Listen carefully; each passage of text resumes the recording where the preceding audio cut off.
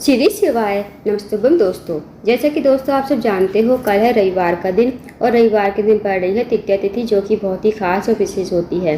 बस दोस्तों, आपको चावल के दाने और हरे मूंग के दाने से अचूक उपाय करना है। यदि आप इस उपाय करते हो ना दोस्तों, तो जो भी आपकी मनोकामना होगी, धन को लेकर, व्यापार को लेकर, नौकरी को लेकर, वो मनोकामना आपकी अवश्य ही पूरी हो जाएगी। साथ ही अगर आपके जीवन कोई समस्या चल रही है धन को लेकर, कर्ज को लेकर, तो वो समस्या भी आपके जीवन से समाप्त हो जाएगी।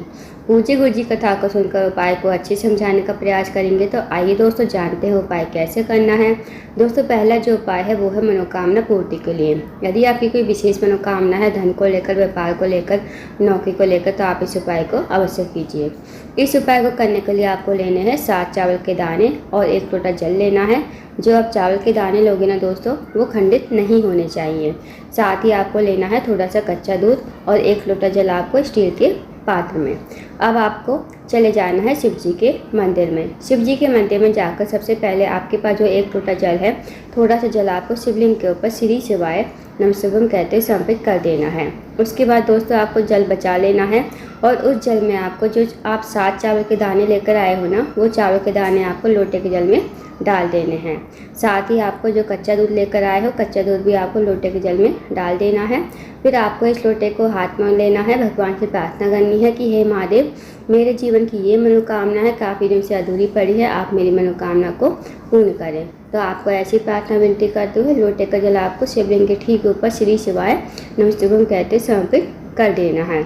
2 मिनट आपको मंदिर बैठना है, श्री शिवाय नमस्तुभम का जाप करना है। अब आपको भगवान को प्रणाम करके, विनती करके आपको अपने घर पर आ जाना है। तो दोस्तों, करके देखिएगा, बहुत ही अचूक विशेष उपाय है। इस उपाय को यदि आप करते हो तो आपकी जो भी मनोकामना होगी, वो मनोकामना आपकी अतिशीघ्र पूर्ण हो जाएगी। अब जानते हैं दोस्तों अगले उपाय के बारे में। दोस्तों, अगला जो उपाय है वो है रोग मुक्ति के लिए। यदि आपके घर में कोई व्यक्ति काफ़ी दिनों से बीमार पड़ा है, उसकी जो बीमारी है दूर होने का नाम नहीं ले रही है, तो आप इस उपाय को अवश्य कीजिए। इस उपाय को करने के लिए आपको 1 लोटा जल लेना है तांबे के पात्र में। साथ ही आपको लेनी है 1 बेलपत्र, जो कहीं से कटी फटी खंडित ना हो। उसके बाद आपको चले जाना शिव जी के मंदिर में। इस उपाय को आप सुबह से लेकर शाम तक कभी भी कर सकते हो। शिव जी के मंदिर में जाकर सबसे पहले आपको 1 लोटा जल शिवलिंग के ऊपर श्री शिवाय नमस्तुभम कहते समर्पित कर देना है। उसके बाद दोस्तों, जो आपके पास बेलपत्र है ना, वो बेलपत्र आपको अपने सीधे हाथ में रखनी है, भगवान से प्रार्थना करनी है उस रोगी व्यक्ति के लिए, जो रोगी व्यक्ति आपके घर में काफ़ी लंबे समय से बीमार पड़ा। आपको उसका नाम लेते हुए, गोत्र बोलते हुए, बेलपत्र को आपको कुंदकेश्वर महादेव का नाम लेते हुए शिवलिंग के ऊपर समर्पित कर देना है।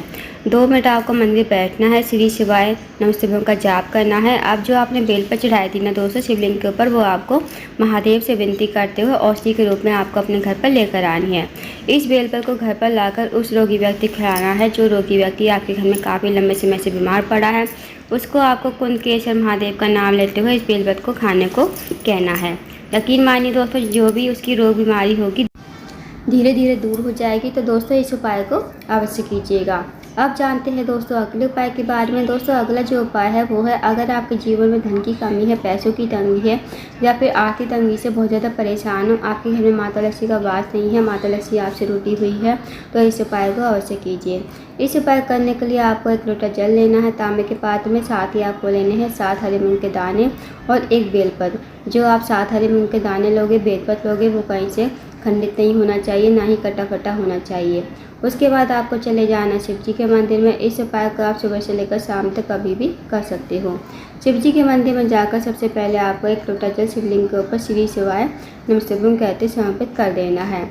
उसके बाद दोस्तों, जो आपके पास 7 हरे मूंग के दाने हैं, वो आपको माता अशोक सुंदरी के स्थान पर समर्पित करने हैं। दोस्तों, माता अशोक सुंदरी का जो स्थान होता है, जलाधारी के बीचों बीच में होता है, मोटी सी लाइन बनी होती है नाग देवता की तरह। तो वहाँ पर आपको 7 हरे मूंग के दाने श्री शिवाय नमस्तुभम कहते समर्पित कर देने हैं। अब जो आपके पास बेलपत्र है, बेलपत्र भी आपको माता अशोक सुंदरी के स्थान पर ही समर्पित कर देना है।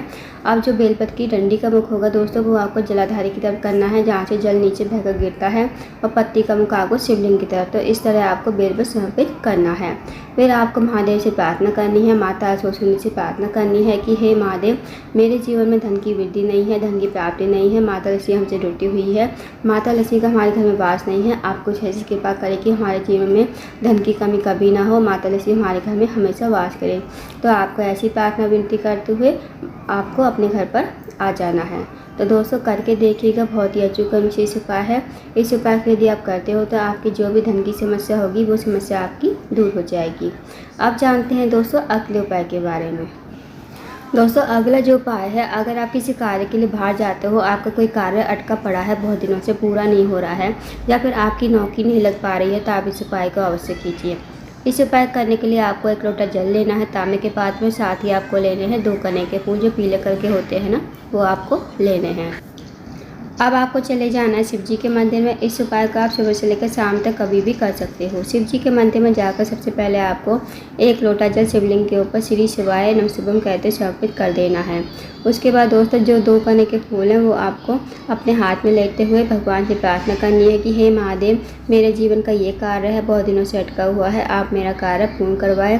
साथ ही अगर मेरी नौकरी नहीं लग रही है तो मेरी नौकरी कहीं ना कहीं अवश्य ही लगवा दें। उसके बाद आपको 2 कनेर के फूल शिवलिंग के ऊपर श्री शिवाय नमः कहते समर्पित कर देने हैं। 2 मिनट आपको मंदिर बैठना है, श्री शिवाय नमः का जाप करना है। अब आपको भगवान को प्रणाम करते हुए, विनती करते हुए आपको अपने घर पर आ जाना है। तो दोस्तों करके देखिएगा, बहुत ही अचूक विशेष उपाय है। इस उपाय को यदि आप करते हो, जो भी आपका काम अटका हुआ है वो कार्य आपका पूर्ण हो जाएगा। साथ ही साथ आपकी नौकरी भी अवश्य ही लग जाएगी। तो दोस्तों ये थे कुछ विशेष उपाय जो आपको रविवार के दिन करने हैं। इन उपायों को अवश्य कीजिएगा। अगर आपको जानकारी पसंद आई हो, वीडियो को लाइक करना, शेयर करना, चैनल को जरूर सब्सक्राइब करना, कमेंट बॉक्स में श्री शिवाय नमः हर हर महादेव जरूर लिखना।